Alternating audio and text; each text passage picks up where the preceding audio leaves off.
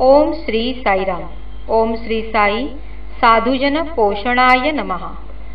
जे सत्पुरुषांचे पोषण करतात त्या श्री साईंना आमचा नमस्कार असो। माणसांमधील चांगुलपणा वाढवण्यासाठी व तो टिकवण्यासाठी भगवंत अवतार घेतात। ज्यावेळी एखाद्या सद्गुणी व्यक्तीच्या जीवनात अडथळे येऊ लागतात त्यावेळी संकटाचा भार सोसण्याची ताकद स्वामी देतात व त्याच्या प्रगतीत येणारे अडथळे दूर करतात।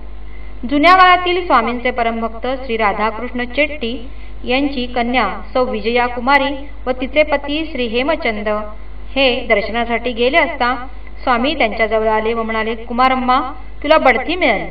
हे ऐकताच विजयकुमारीच्या तोंडून उद्गार निघाले, ओ हो। त्यावर स्वामी म्हणाले, आयुष्याच्या कुठल्या क्षेत्रात तुला बढती मिळाली हे तू विचारला नाहीस। शनिदेवानी तुझ्या जन्मकुंडलीत प्रवेश केला आहे। हे ऐकल्यावर विजयकुमारी निर्विकारपणे स्वामींना म्हणाला, हो, ते छानच झालं स्वामी। प्रत्यक्ष परमेश्वर डोंगरासारखा पाठीशी उभा असताना घाबरायचं कशाला। यानंतर त्या दाम्पत्यावर संकटाचे डोंगर कोसळू लागले। आर्थिक सुबत्ता नाहीशी झाली। उत्पन्नाची साधने समोर दिसत असूनही त्यातून अर्थप्राप्ती होईना। मानसिक चिंतेने दोघांना ग्रासले। परंतु साईश्वरावरील श्रद्धेमध्ये मात्र काही फरक पडला नाही। ती दिवसेंदिवस वाढतच चालली। एकदा स्वामींनी त्यांना विचारले, तुला थोडे पैसे हवे आहेत ना, मी देऊ। त्यावर विजयकुमारी म्हणाल्या, तुम्ही दिलेल्या पैशांनीच तर आम्ही आमचं अन्न खातो।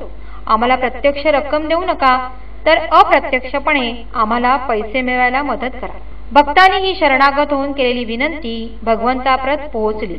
स्वामींनी त्यांना एक पत्र लिहिले। त्यामध्ये स्वामी म्हणतात, तू दुःखद अंतःकरणाने केलेली प्रार्थना मला पोहोचली। त्याने माझे हृदय जिंकले। आता मी पूर्णपणे तुला बांधला गेलो आहे। उदास होऊ नकोस। अगदी नजीकच्या भविष्यकाळात तू सुखी होशील। लवकरच तू आनंदाच्या लाटांवर नाचू आणि गाऊ लागशील। स्वामींचे हे पत्र म्हणजे वज्रलेपत। त्यामुळे लवकरच विजयाकुमारींची संकटे दूर झाली। आर्थिक विवंचना मिटल्या। या खडतर काळात केवळ स्वामींच्या आशीर्वादाने त्यांना तारून नेले।